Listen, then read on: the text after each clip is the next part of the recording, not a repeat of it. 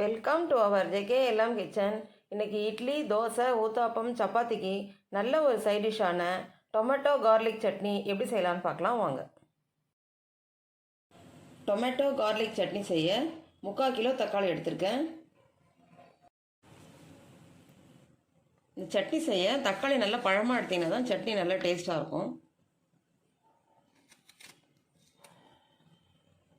சின்ன சின்ன துண்டுகளாக கட் பண்ணிக்கலாம்.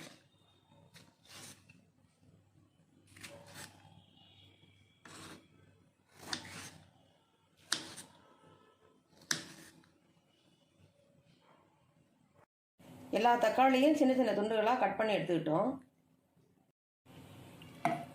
தக்காளியை கொஞ்சம் கொஞ்சமாக சேர்த்து மிக்சியில் அரைச்சிக்கலாம்.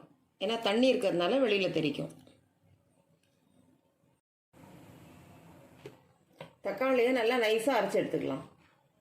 தக்காளியை நல்லா நைஸாக அரைச்சிக்கிட்டோம். இதே மாதிரி மீதி இருக்கிற எல்லா தக்காளியும் அரைச்சி எடுத்துக்கலாம். நம்ம அரைச்ச தக்காளியை ஒரு பவுலில் மாற்றிக்கலாம்.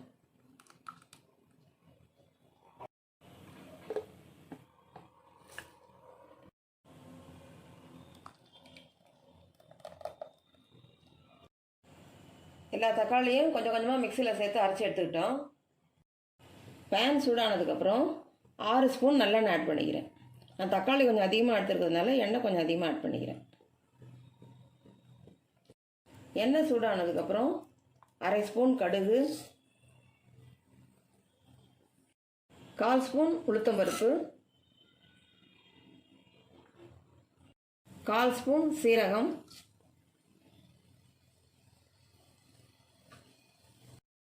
பொடியாக கட் பண்ண 10 பூண்டு,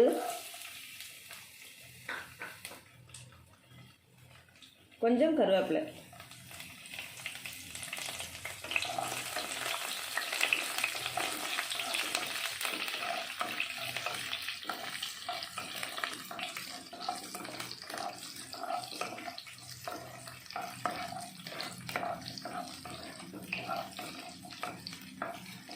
பூண்டு நல்லா வதங்கினதுக்கப்புறம் நம்ம அரைச்சி வச்சுருக்கிற தக்காளி பேஸ்ட்டையும் ஆட் பண்ணிக்கலாம்.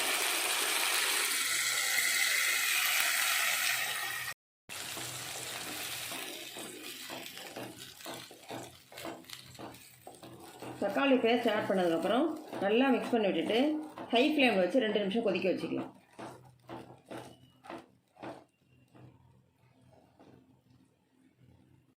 ரெண்டு நிமிஷம் ஹை ஃப்ளேமில் வச்சு நல்லா கொதிக்க வச்சுக்கிட்டோம். இப்போ 3/4 ஸ்பூன் உப்பு ஆட் பண்ணிக்கலாம். 2 ஸ்பூன் தனி மிளகாய் தூள் ஆட் பண்ணிக்கலாம்.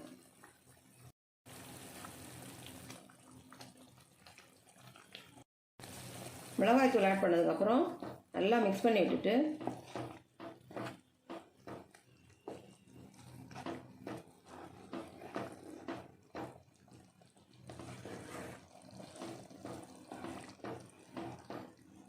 ஸ்டவ்வை மீடியம் ஃப்ளேமில் வச்சுட்டு க்ளோஸ் பண்ணி வச்சுக்கலாம்.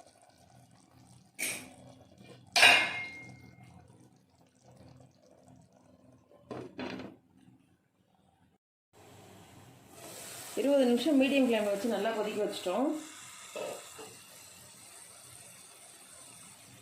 நல்லா எண்ணெய் பிரிஞ்சு வர ஆரம்பிச்சிருக்கு.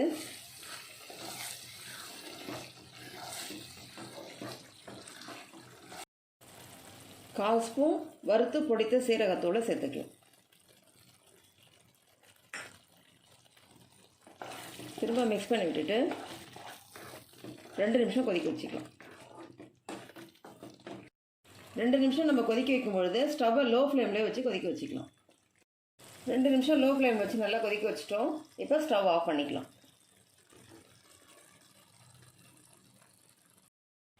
நல்ல டேஸ்டான டொமேட்டோ கார்லிக் சட்னி ரெடி பண்ணிட்டோம். இதை பிரேக்ஃபாஸ்ட்டுக்கு சைட் டிஷ்ஷாகவும் யூஸ் பண்ணிக்கலாம். அதே சமயம் சூடான சாதத்தோடு கலந்து சாப்பிடும்போது நல்ல டேஸ்ட்டாக இருக்கும்.